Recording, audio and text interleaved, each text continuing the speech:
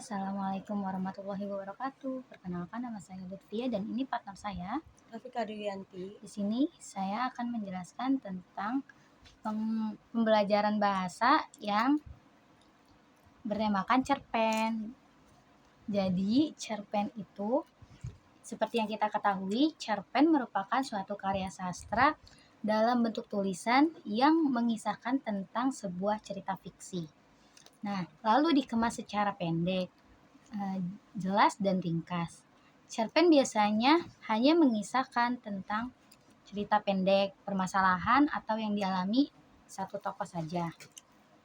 Nah, cerpen juga bisa disebut fiksi prosa karena cerita yang disuguhkan hanya berfokus dan pada suatu konflik, permasalahan yang dialami oleh tokoh mulai dari pengenalan karakter hingga penyelesaian permasalahan yang dialami oleh tokoh.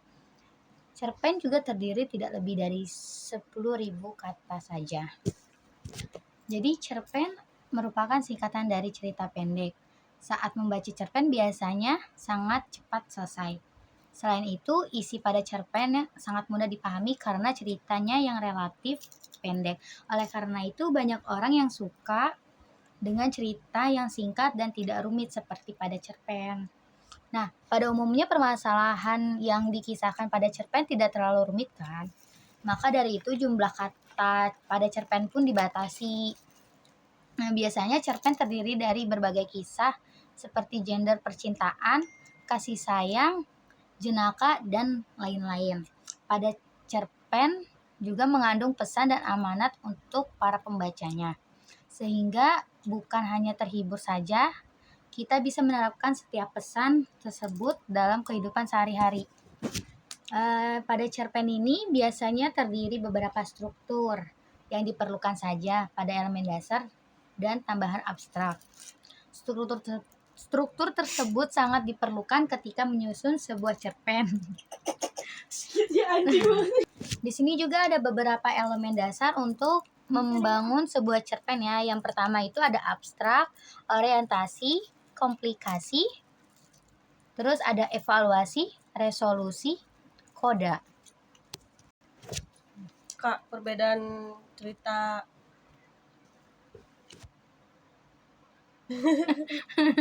Apa Kak? Mananya apa Kak? Perbedaan cerita fiksi sama non fiksi itu apa? Oke, saya akan menjawab pertanyaan dari partner saya, Rafika. Jadi, tadi pertanyaannya perbedaan fiksi dan non fiksi ya Kak? Iya. Jadi kalau fiksi itu bersifat tidak nyata, dan sedangkan kalau non fiksi itu cerita yang ditulis berdasarkan kejadian nyatanya Kak. Berarti berupa karangan gitu? Iya Kak. Terus saya akan menjelaskan tentang elemen dasar yang tadi ya Kak. Nah, tadi kan yang pertama abstrak. Nah, abstrak itu pemaparan gambaran awal dari cerita yang dikisahkan pada cerpen, biasanya digunakan untuk pelengkap cerita.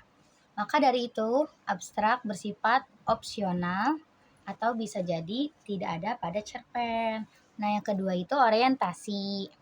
Orientasi itu cerpen biasanya menjelaskan tentang latar cerita seperti waktu, suasana, tempat atau lokasi yang digunakan dalam penggambaran ceritanya. Terus yang ketiga itu komplikasi. Komplikasi itu apa Kak? Apa Kak? Tapi Kak, komplikasi itu apa? Komplikasi menjelaskan tentang struktur yang berkaitan dengan pemaparan awal suatu masalah yang dihadapi oleh tokoh, kayak urutan kejadian yang berhubungan dengan cerpen tersebut. Benar Kak. Terus yang ketiga kan sudah dijelasan sama Kak Pika ya. Nah, yang keempat itu ada evaluasi. Evaluasi itu bagian yang terjadi pada konflik masalah yang semakin memuncak. Nah, konflik itu menuju pada bagian klimaks dan mendapatkan penyelesaian atas masalah yang terjadi. Nah, yang kelima itu resolusi. Resolusi itu bagian akhir permasalahan yang terjadi pada cerpen. Nah, pada bagian ini terdapat penjelasan dari pengarang mengenai solusi permasalahan yang dialami tokoh. Yang keenam itu ada koda. Koda itu nilai atau pesan moral yang terdapat pada sebuah cerpen yang disampaikan oleh penulis kepada para pembaca. Pesan moral yang disampaikan sesuai dengan jenis cerpennya, Kak. Nah, di sini juga ada unsur intrinsik cerpen. Nah, jadi tuh sebuah cerpen atau berita pendek memiliki sesuatu unsur pembentuk atau yang sudah ada di dalam cerpen itu sendiri. Nah, unsur ini dinamakan unsur intrinsik. Unsur intrinsik akan membangun kisah cerita yang ingin disampaikan oleh penulis. Nah, adapun beberapa unsur intrinsik ini.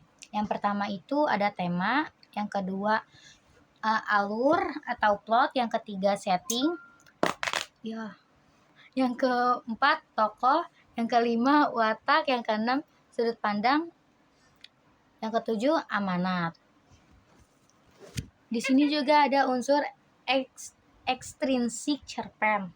Nah, pada cerpen seringkali terdapat penambahan peristiwa yang terjadi di sebuah lingkungan ya. Hal tersebut dinamakan unsur ekstrinsik atau unsur yang berasal dari luar untuk membangun sebuah cerpen. Nah, dengan adanya unsur ini, maka cerpen dibaca lebih menyentuh perasaan. Nah, ada beberapa unsur ekstrinsik pada sebuah cerpen. Yang pertama itu terdapat latar belakang dari pengarang. Nah, biasanya itu latar belakang pada kisah cerpen berasal dari pengalaman pribadi pengarangnya sendiri. Namun tak jarang jika pengarangnya mengambil cerita dari kisah orang lain. Yang kedua, terdapat latar belakang dari masyarakat. Nah, latar belakang masyarakat ini akan membantu masyarakat untuk berlangsung ke jalan ceritanya. Biasanya itu berpengaruh pada isi ceritanya juga. Terus terdapat aliran sastra yang berpengaruh pada gaya bahasa yang digunakan oleh penulis pada saat menyampaikan cerita. Ya, segitu saja pengetahuan tentang cerpen. Ya, kurang lebihnya mohon maaf. Wassalamualaikum warahmatullahi wabarakatuh. Dah.